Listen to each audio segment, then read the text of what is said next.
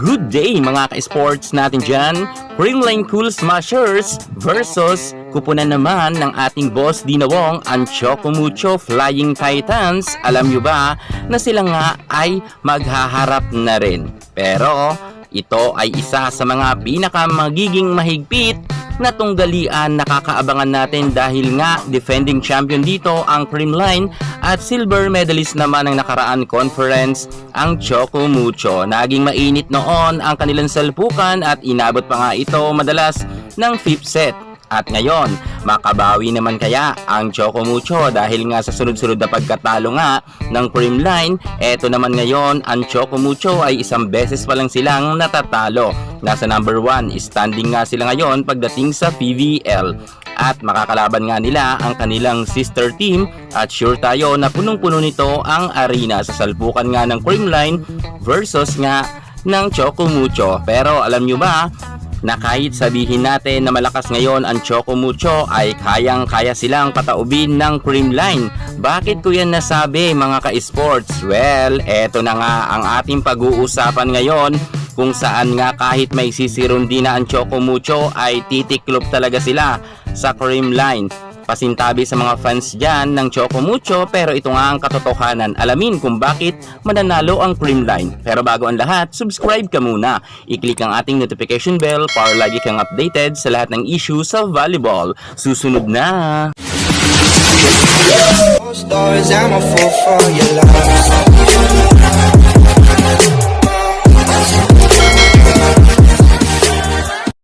Maganda at magiging mainit ang labanan nga ng Choco Mucho at ng Creamline Cool Smashers kung saan talagang ito ang inaabangan ng karamihan ng kani-kanilang fans at dadagundong talaga sa sigawan nga ang arena dahil sa daming fans ni Gemma Galanza, Alyssa Valdez at syempre hindi rin magpapahuli ang mga fans dyan ng ating boss Dina Wong. At bakit ko nasabi mga ka-sports na kahit sabihin natin na malakas nga ang Choco Mucho ngayon at nasa number 1 standing ay kayang-kaya pa rin silang pataubin ng Creamline. Well, eto nga ang ating pag-uusapan, ang iba't ibang dahilan. Pagtatarapatin natin ang kani-kanilang mga players kung bakit ko nasabi na mas lamang ang Creamline kontra nga sa kanilang sister team na Choco Mucho. Bagamat ngayon marami na ngang nagsasabing bulong-bulungan na pagbibigyan daw ang Creamline ng Choco Mucho para raw makapasok ito sa Final Four.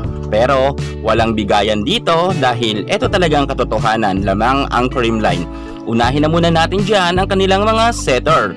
Kyle Negrito versus Mars Alba. Si Mars Alba ay nasa number 1 standing noon pagdating nga sa best setter. Pero ngayon, eto na, nasa top setter na nga si Kyle Negrito kung saan nga nasa pangalawang spot nga siya sa katatapos pa lamang nga na standing. At si Mars Alba nga ay lumagapak nga sa number 4. So ibig sabihin may laban talaga itong si Kyle Negrito kay Mars Alba.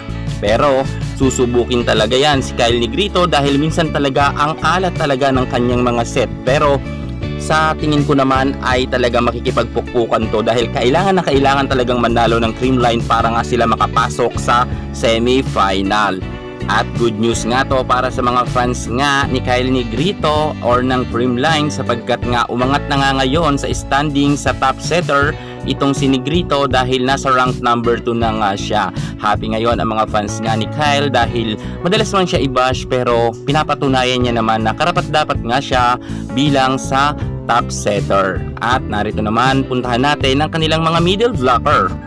Madi Madayag, Cherry Nunag ng Choco Mucho versus ng Creamline na si Fangs Panaga and Bea De Leon. Magandang labanan to mga ka-sports at masasabi ko na halos pantay-pantay lang ang angkin kanilang kagalingan. Well, lahat naman ng mga middle blocker na itong nasa first 6 ng Creamline at ng Choco Mucho ay palaban at talagang masasabi ko na magsha-shine na naman sila ngayong conference dahil alam naman natin na si Fangs Panaga ay kasama nga siya bilang sa top blocker at ito naman si Cherry Nunag at si Madi Madayag ay noon pa man nagpakitang gilas na to at maaasahan talaga to sa Choco Mucho. Lalo ngayon na gumaling na talaga ang nasabi nating si Cherry Nunag at ito naman si Madi ay bumalik na ang kanyang angking kagalingan sa loob ng court. Pero syempre, hindi din papadaig ang ating Bea de Leon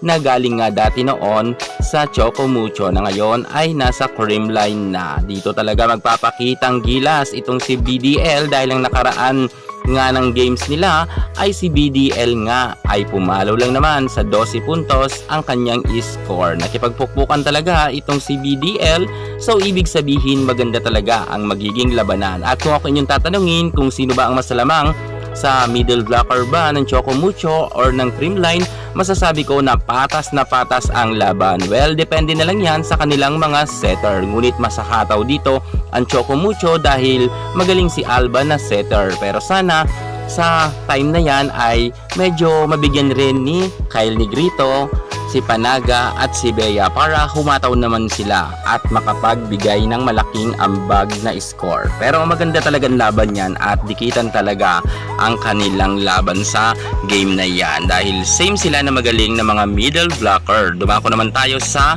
kanilang mga outside hitter.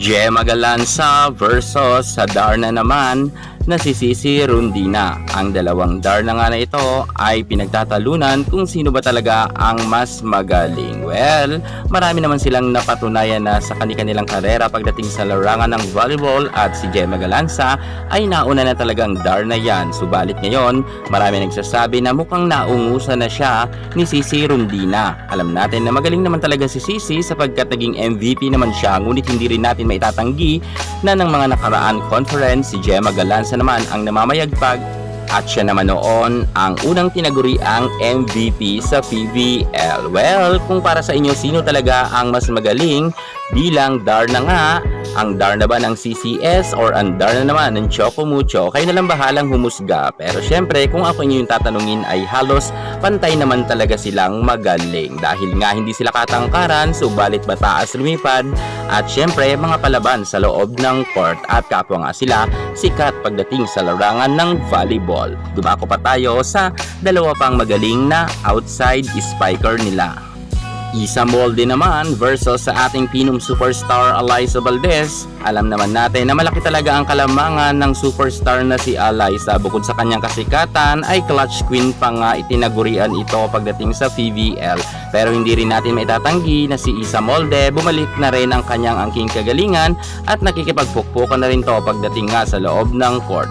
At dito nga sa dalawang player na ito, masasabi ko na medyo lamang lang si Alyssa Valdez ng konting-konti lang, pero laban na laban to si Isa Molde sa harapan nga dahil kita naman natin na talagang pumupuntos na ngayon ng malaki si Isa Molde.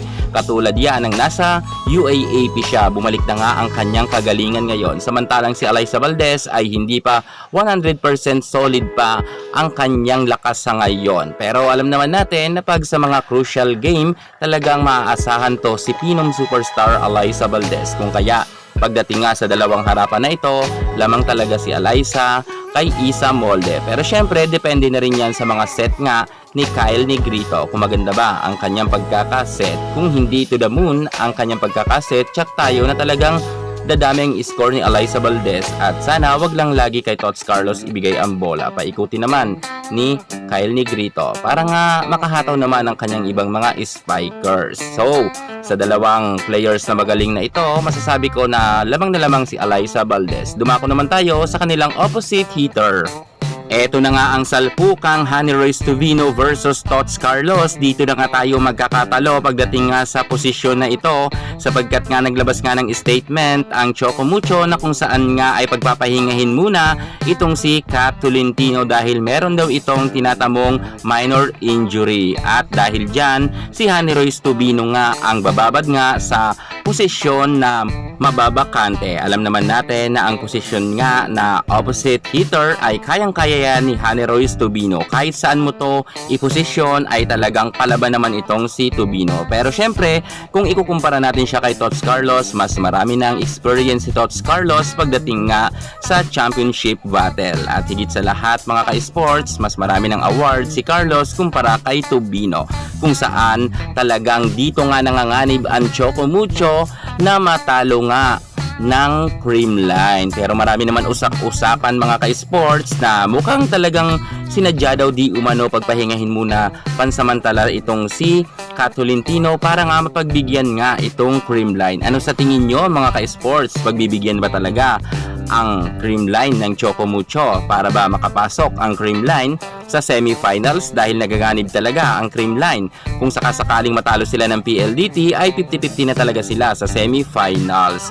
Sapagkat nga matalo man nila ang next leg, meron lang silang 7 panalo. Kailangan matalo pa rin nila ang Choco Mucho para nga magkaroon sila ng 8 panalo. So, sa tingin nyo mga ka-sports natin dyan, talaga bang pagbibigyan sila ng Choco Mucho or sadya ba talagang meron talagang iniinda ngayon itong si Kat Tolentino at hindi makakapaglaro? Dahil nga naglabas naman ng statement ang nasabi nating management nga ng Choco Mucho na hindi muna si Kat ibababad sa loob ng court. At dahil dyan, wala nga si Kat Tolentino, sure tayo 100% na lamang talaga ang Creamline pagdating nga sa kanilang salpukan. At syempre, kapag natalo nga ng Creamline ng Choco Mucho, 100% ay pasok na sa banga sa semifinals ang Creamline Cool Smashers.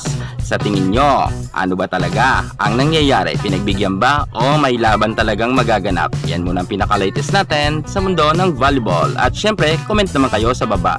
Yan muna ang pinaka-latest natin sa mundo ng volleyball. At para hindi ka mahuli sa lahat ng issues sa volleyball, subscribe na. Thank you so much. God bless.